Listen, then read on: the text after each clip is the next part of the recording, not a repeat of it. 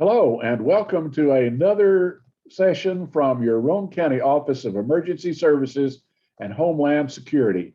This week, as we have mentioned, is Severe Weather Awareness Week in Tennessee. This presentation is brought to you through the cooperation of the Roane County Office of Emergency Services and Homeland Security, the National Weather Service, and the Tennessee Emergency Management Agency. And now, without further ado, what are we talking about on Monday? We're talking about flooding. Flooding and flash floods is the special topic for today. The first thing on your screen is a very important website.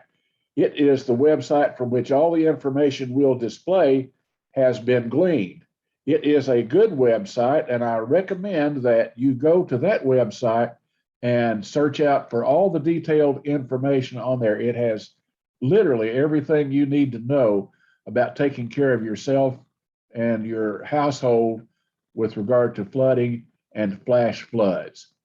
Flooding is a coast-to-coast threat to some part of the United States and its territories, and that happens nearly every day of the year somewhere. This site is designed to teach you how to stay safe in a flood event. If you know what to do before, during, and after a flood, you can increase your chances of survival and better protect your property.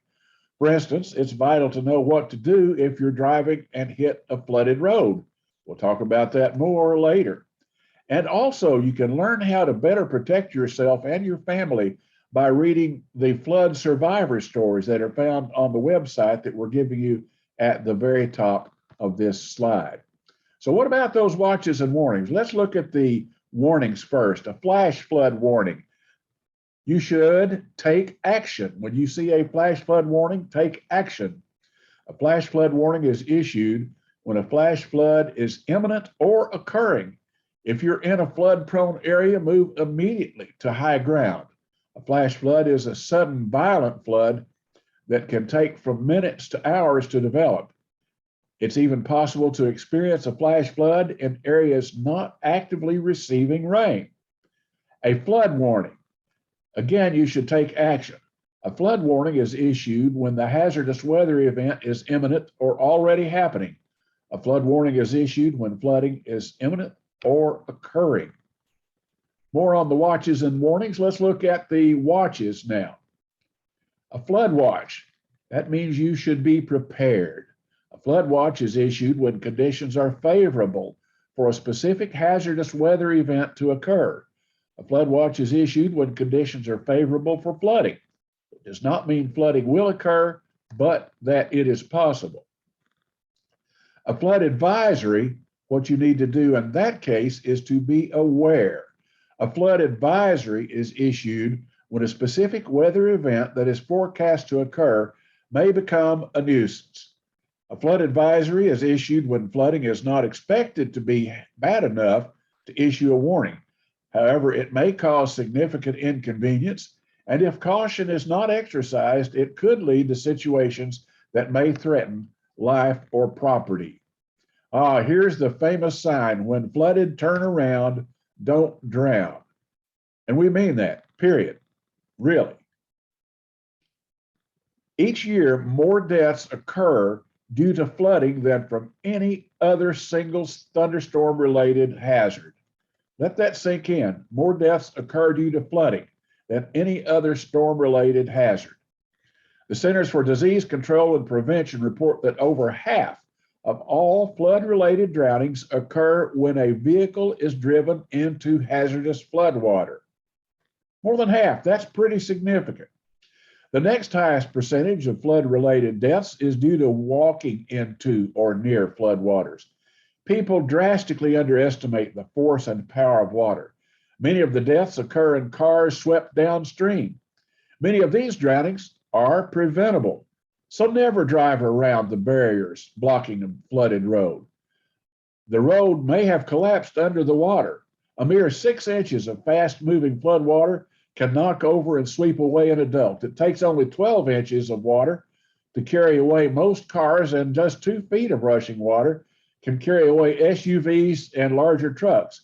It is never, ever safe to drive or walk into flood waters.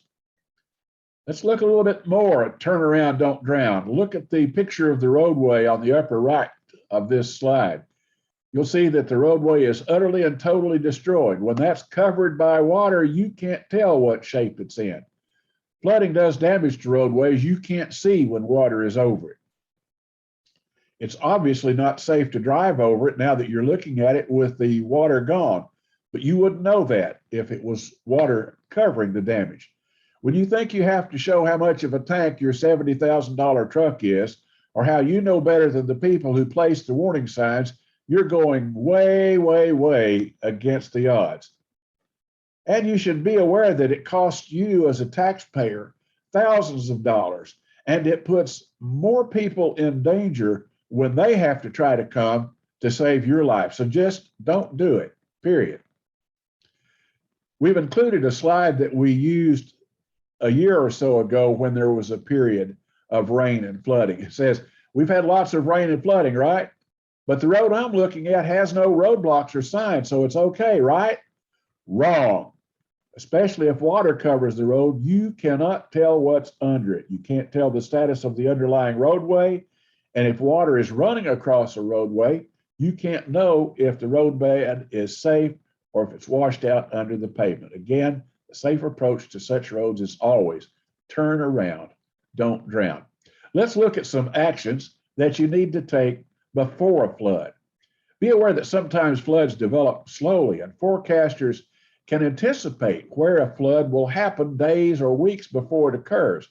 Oftentimes, flash floods can occur within minutes, though, and sometimes without any sign of rain. Being prepared can save your life as well as give you peace of mind. So here are some steps to take. Create a communications plan for you and your family. Assemble an emergency kit. Know your risk for where you live. Sign up for notifications. In Roane County, that would be signing up for HyperReach. Prepare your home, prepare your family and pets, and then when the time comes, you need to make sure to charge your essential electronics, and ultimately, if the flood happens, then you leave. During a flood, there are several things that you need to be aware of. Water levels and the rate the water is flowing can quickly change. Remain aware and monitor local radio and television outlets. You need to avoid waters at all costs and evacuate immediately when water starts to rise. Do not wait until it's too late. Stay informed by listening to radio and television, including your NOAA weather radio. Every home should have a NOAA weather radio. And if possible, check the internet and social media for information and updates. Get to higher ground during flooding. If you live in a flood-prone area or are camping in a low-lying area, get to higher ground immediately. Obey evacuation orders. If you're told to evacuate, do it immediately. Lock your home when you leave. If you have time, disconnect utilities and appliance. Be sure to practice electrical safety. Don't go into a basement or any room if water is at a level where it can reach the electrical outlets or if cords are submerged. If you see sparks or hear buzzing, crackling, snapping, or popping noises, get out. Stay out of that water because it may have electricity that can knock you down and worse. Avoid floodwaters. Don't walk through floodwaters. It only takes 6 inches of moving water to knock you off your feet. If you're trapped by moving water, move to the highest possible point and call 911 if possible. Do not drive into flooded roadways or around a barricade. Remember, turn around, don't drown. Water may be deeper than it appears and can hide hazards such as sharp objects, washed out road surfaces, electrical wires, or hazardous chemicals. A vehicle caught in swiftly moving water can be swept away in seconds. 12 inches of water can float a car or a small SUV. 18 inches of water can carry away large vehicles. Let's look towards after the flood. When floodwaters recede, the damage left behind can be devastating and present many, many dangers. Images of flood destruction depict destroyed homes and buildings, damaged possessions, and decimated roadways. However, what you can't see can be just as dangerous. Floodwaters often become contaminated with sewage or chemicals. Gas leaks and live power lines can be deadly, but are not obvious at first glance. So stay informed. Stay tuned to your local news for updated information on road conditions. Ensure the water is safe to drink. Cook or clean after a flood using only boiled water. Authorities will probably ask you to boil the water for a while after a flood. Utility companies often have apps to update you on getting service back. Carbon monoxide poisoning is one of the leading causes of death after storms when areas are dealing with power outages. Never, ever, ever use a portable generator inside your home or garage. Be sure to review generator safety. Again, avoid floodwaters. Standing water hides many dangers, including toxins and chemicals. You should absolutely assume that all floodwaters, all standing waters, are both infectious and dangerous. There may be sharp objects under the water, or the road could have collapsed. If it's likely your home will flood, then don't wait for an evacuation order. Get out. Talk to friends and family about emergency visits. If you have pets, take them with you or get them somewhere safe. After the flood, you need to avoid disaster areas. Do not visit disaster areas. Your presence may hamper rescue and other emergency operations, and indeed may put you in a situation where you need to be rescued yourself. Heed your road closed and cautionary signs. Road closure and other cautionary signs are put in place for your safety, so pay attention to them. And wait for the all clear. Do not enter a flood damaged home or building until you're given the all clear by authorities. If you enter a flood damaged building, be extremely careful. Water can cause floods to collapse, ceilings to fall. Make sure the electrical system has been turned off. Have the power company or qualified electrician fix all wiring. Contact your insurance agent to discuss property damage. And if you have a generator, be sure again to follow proper generator safety procedures. And last, after the flood, you need to make sure to contact your family and loved ones. Let your family and close friends know that you're okay so they can help spread the word. You may need to register with or search for the American Red Cross's Safe and Well listing. The American Red Cross is very effective at handling that type of information. Well, we realize that there's been a lot of information in this video. We know that. We apologize for cramming so much into some of the slides. There was simply so much information to convey. We pretty much had to do that. Please use the link that we showed you on the first page to the National Weather Service flood information page so you can look at all the detail about all the things mentioned in this video. It is full of great information. Remember, you can pause this video or rewind part of it so you can get the provided information. And it's always here on YouTube, so you can come back to it. We'll have a new video tomorrow for the next day of emphasis during Severe Weather Awareness Week in Tennessee.